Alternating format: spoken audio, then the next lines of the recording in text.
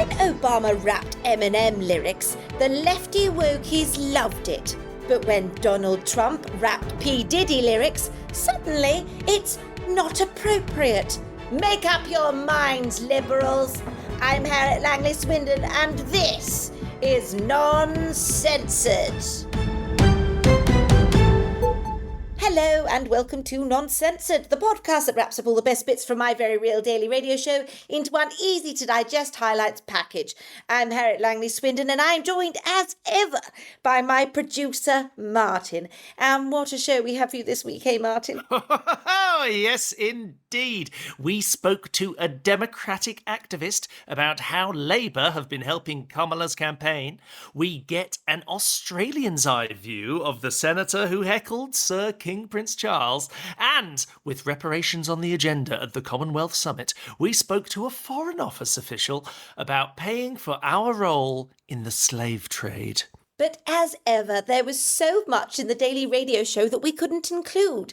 For example, we had an interview with the television producer who, in a shocking attack on freedom of speech, was given a harassment order just for having an opinion.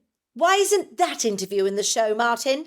Well, it's partly time constraints, it's partly getting a balance of items, but it was mainly that the opinion in question was it's okay to harass the victims of terrorism. He was doing journalism, Martin. Do we really want the government saying you can't doorstep so-called victims several times a day to call them liars and tell people where they live? Yes? Well, I never realised you were so anti-free speech, Martin. But let's start with America. And with just 2 weeks ago, Labour have enraged the Trump campaign by, for the first time ever, sending activists over to campaign with the Democrats. This has actually happened at almost every election for a lot of years, on both sides. If that was true, Martin, wouldn't the Trump campaign know that? You'd have thought so, wouldn't you? Anyway, we spoke to Democratic activist Allison Shelby about how Labour are impacting the race. Let's take a listen. Allison Shelby, thank you very much for joining the show. How are you? I'm great. Thank you, Harriet. It's actually Shelby Allison. Oh, okay, Shelby. Well, lots to talk to you about. You, of course, are working with the Democrats. Yes. But what we in Britain want to talk to you about is the fact that Labour has been shipping over and helping you. Now, there's been a bit of controversy here. Donald Trump's not happy. How have you been finding it? Oh, well, I can't speak on the controversy, of course, but we're very happy and proud to be joined by Jonathan Ashworth, who has just been invaluable. And he has told me that he pretty much headed up Labour's historic landslide campaign. They have just won a colossal landslide. We know this. And Jonathan, who describes himself as pretty much Sir Keir Starmer's main guy, has told us that he is very, very excited to work with us, and we're excited to see him. I don't know where he finds the time, because I also heard he's a television star. Well, Shelby, he lost his seat, so he doesn't have his seat anymore. I don't think he did. I don't think so. I don't think that's true. He's the main guy. No, he lost his seat. He said he's the main guy. No, he's. I've met him a lot, and he has told me in no uncertain terms that if he was not the main guy in Labour, he would not be asked to appear on television programs sometimes more than once a day, 7 days a week. He said this. Actually, I know this. He does make a good point there. Yeah, no, that does actually. It's making me doubt myself, actually. Okay.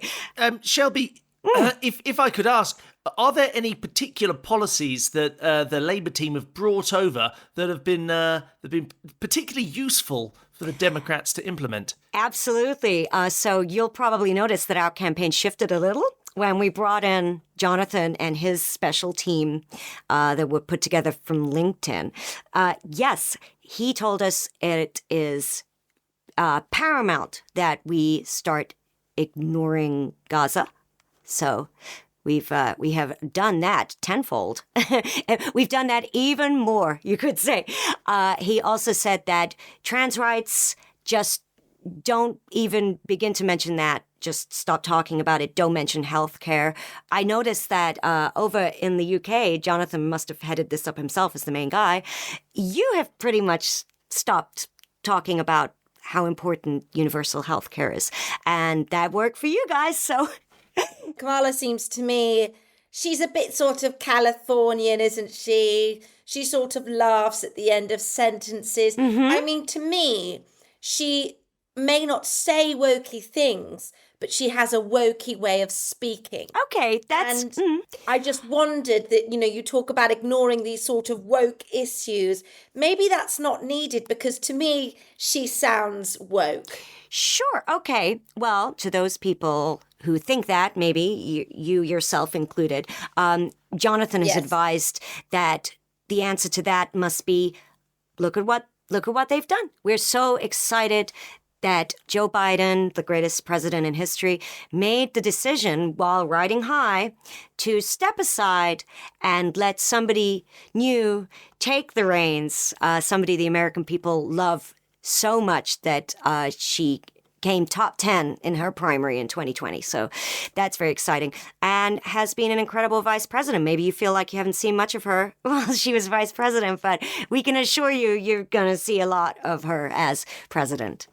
So we could, and the vibes are good, right? Right? I think personally the vibes are impeccable. However, the polls don't seem to reflect that. At the moment, it's very close.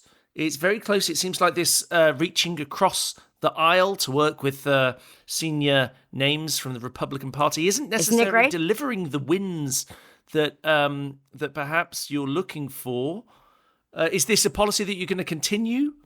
Well, what I will say to you, Producer Martin, is undecided voters who will decide this election as undecided voters, they love the Cheneys. They love the Cheneys. Jonathan actually said, that he sees all of the Cheneys as huge role models to him and how he has run his campaign.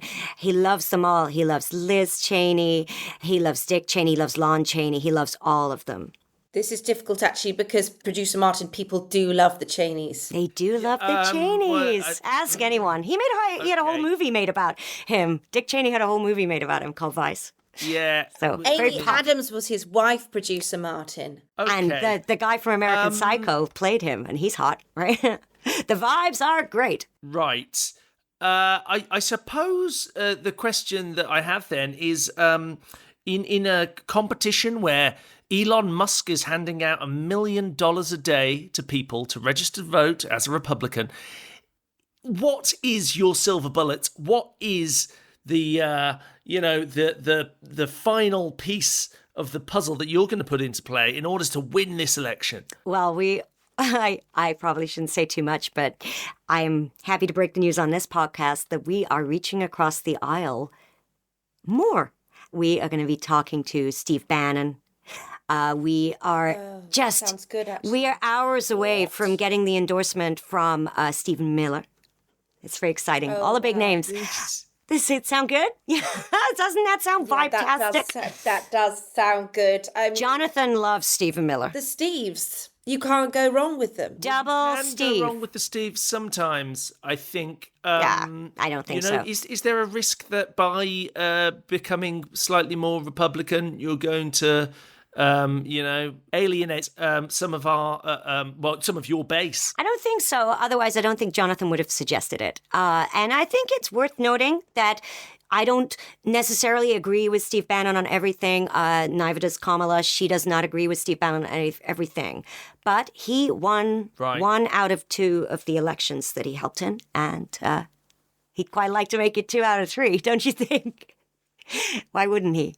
You've really gone all in on the Steves and the Jonathans. It's a good tactic. It is a good tactic. I'm interested in what you're saying about ignoring Gaza because you've got Donald Trump, of course, who is very, he's very pro-Israel. So the American people get to choose, presumably, for being pro-Israel or apathy? We hope that people won't see it as apathy. We are pro the good thing. Don't you think that's nice? Pro-Israel or pro the good thing? We like the good thing. Actually, we like the good stuff. Pro the good thing. Pro-Israel. And we want... Pro the good thing, quite simple. We're very concerned about what's been happening on campuses. Are you worried, Shelby, about the Trump campaign's lawsuit? No, not at all. I consider us above the law. Above the law. So, is that good? That's good vibes, right? It's pretty good vibes. Pretty good vibes. We have a question from our listeners, which I do have to squeeze in before we wrap this up, which is, have there been any amusing discoveries about words that you use, American words versus British words?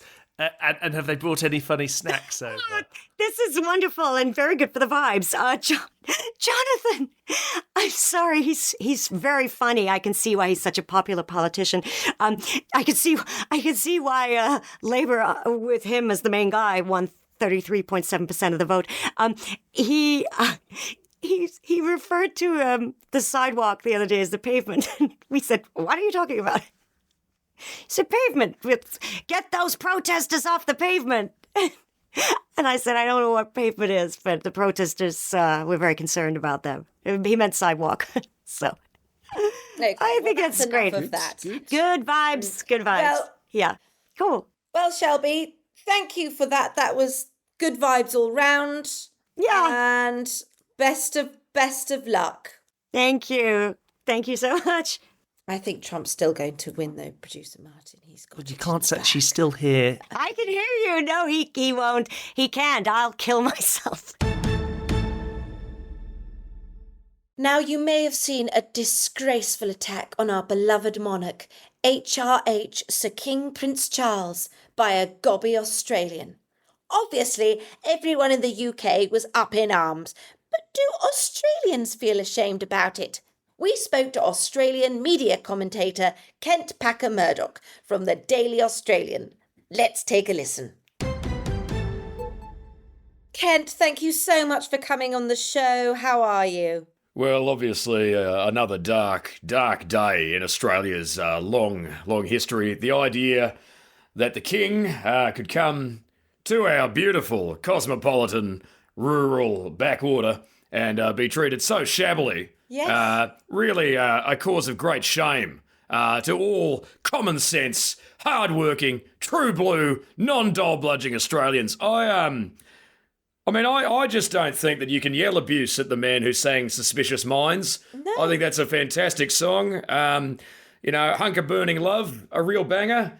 And he brought his beautiful wife Priscilla with him, and really a shame. A shame that this would happen. Well, terrible. Yes. The king was definitely And still is. I won't broach any of this unpatriotic talking Britain down, as you say. Or in Australia, we say talking Australia down. Same thing, really. Well, of course, though, Kent, King Prince Charles is different from Elvis Presley, isn't he? So, hang on, just give me a second. Yeah, sorry. Oh, this is being upset about the other thing. Yeah, no worries. That's fine. I'm being paid. I can be upset. That's fine. Yeah, no. Bloody diabolical. I personally couldn't believe it when she came out and attacked the King Prince Charles Spaniel. King Prince I Charles. was very upset by that. Right. Dreadful behaviour.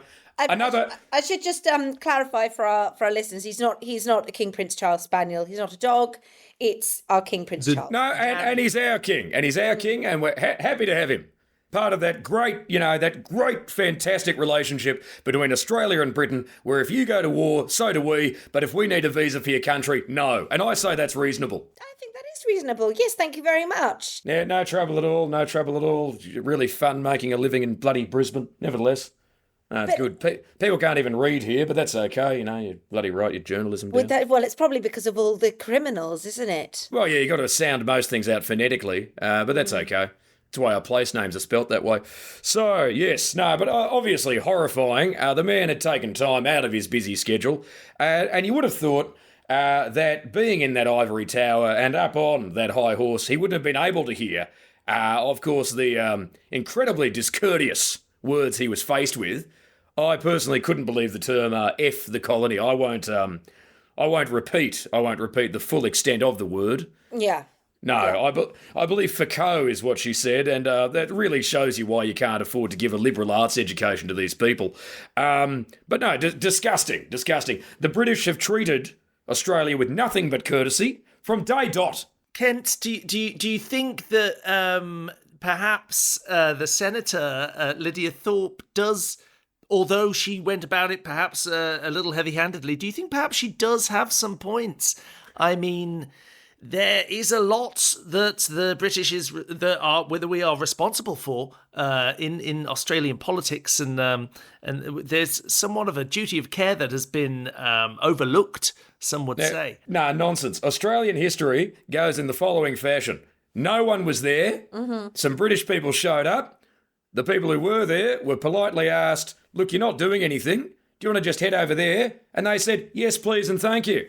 That's how that worked. Oh, and that's anything nice. else, no, beautiful. And anything That's the British way. Yep, exactly. Really good. And of course, obviously this courtesy was enforced with guns, but, what isn't? Well, Yeah. that's not the British way now. No. And of course, actually, we don't have guns in Australia, except obviously, if the boys get their shirts off down the beach. I'll tell you what, some chunky fellows.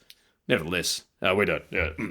Yes. The matter at hand? Well, yes. So, will there be any action taken? Because, in England, we are very upset. We're very upset at what happened. We're very upset at our King Prince Charles being disrespected. I understand that, and obviously British upset, perhaps one of the greatest bits of silence in the world. In my dealing with British people, I do find that it takes about 10 to 15 years to discover that they were slightly miffed about really anything. Look, Australia at the moment, we're currently recovering from the cultural shame that was ray gun at the Olympics. We're not actually used to being on the global stage, and whenever we are, we preferably tend to phrase that in the words Hugh and Jackman, and anything outside of that we actually can't handle. But in about 20 to 30 years, I'll eventually find out who this Lidia Thorpe is, and I'll be pretty steamed about it. Hang on, wait a second. Oh, she's Indigenous? Oh, this is the worst thing that's ever happened. I can't believe that this has been allowed to occur. This will be front page news for bloody months. Oh, you could have made that clear. I thought she was the swimmer. Nevertheless, you can't be having that. Dreadful. Well, swimmers are pretty bad as well, to be honest. The amount of things we've given these people. My word, they had some children. Children were causing a bit of trouble. We took them away. Did them a favour. Yes, I sort of feel that perhaps we need to tread quite carefully around Indigenous peoples because they have largely been wronged by colonial imperialist forces. This is the first I'm hearing of it. I personally know a chap who, I think probably at some stage of the game has probably met at least, I don't know, one person. I think that bloke might have been from Papua New Guinea, and he didn't bloody complain. So I don't understand. Right. No, this this argy-bargy, getting it up, the man had been on a long flight.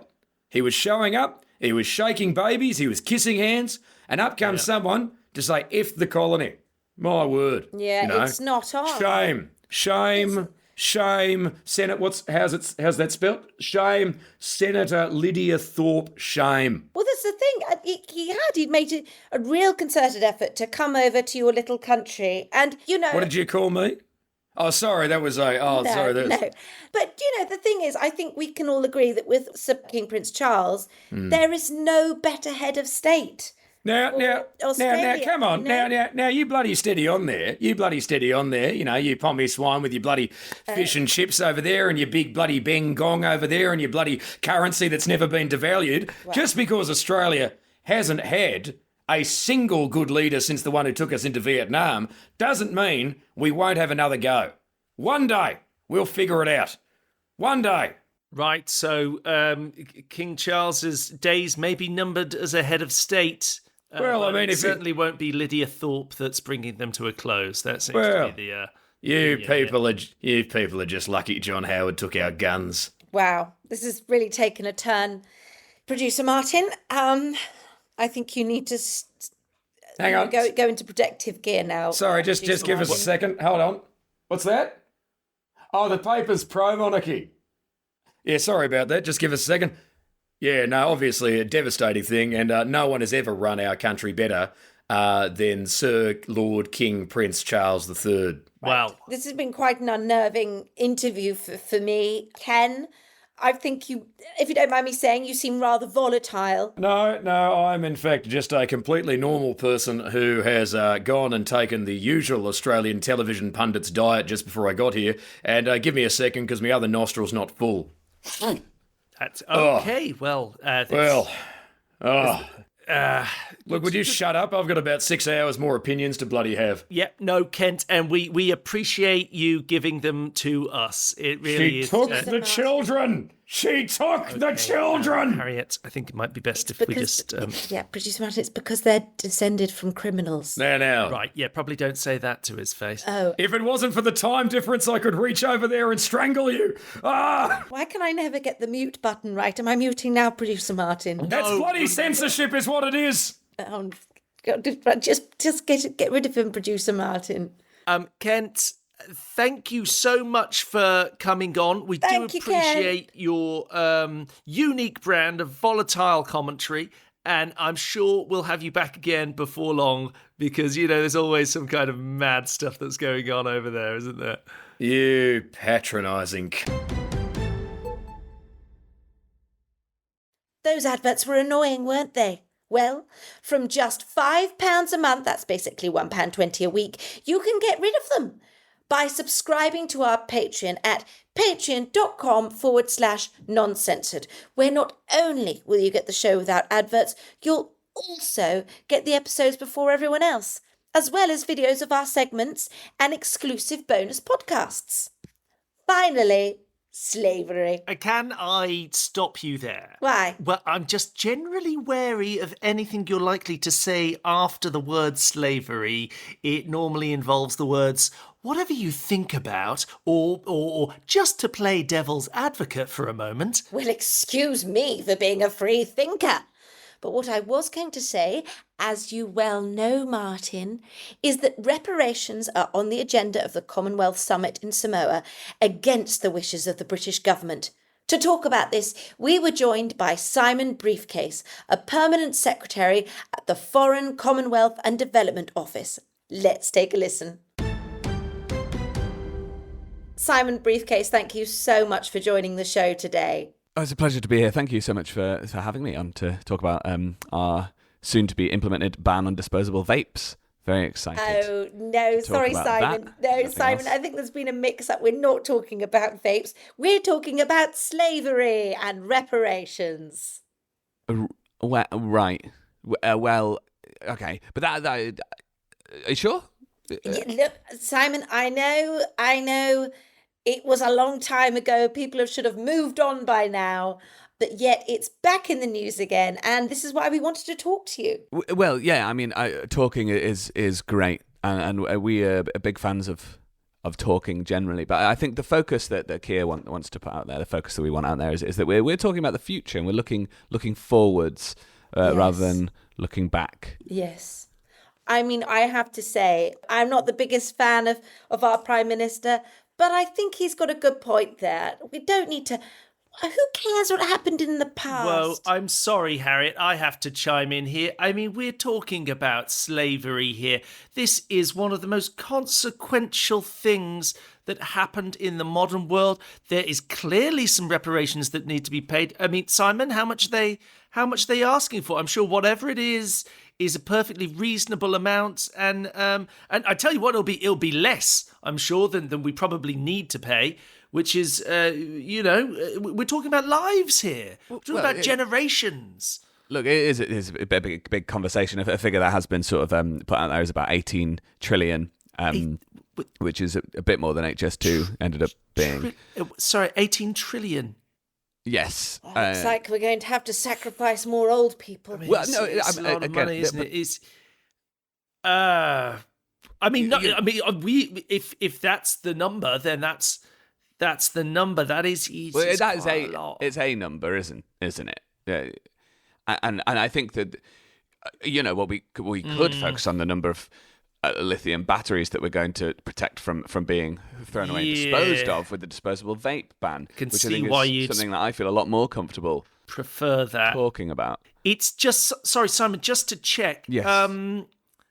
The 18 trillion. That's not something that you can't really haggle with about slavery, can you? That's not. It's not good, isn't it? That's probably make it worse if you start. Yeah, if you start trying to get the price down, it doesn't feel. No, it doesn't feel great. But also, Can I just say, they don't just want 18 trillion. They also want an apology. Well, look, I think we all feel very, very sorry about everything. Yes, really? Yes. I mean, I certainly do so most you've got to be careful. You can say you're sorry, but you don't want to say. You can say you're sorry, but you don't want to say you're sorry. Okay, that's where the trouble starts. As soon as you officially say you're sorry, who knows what they'll be asking for next? It's All culpability, sorts of isn't it? things. Yeah. I never apologise to my husband Jonathan, because when I do, I know that he's going to blow up and go, yes, actually what you did do was awful. Where if I don't do that, I just get a sort of resentful silence in the corner for a long time that eventually dies out.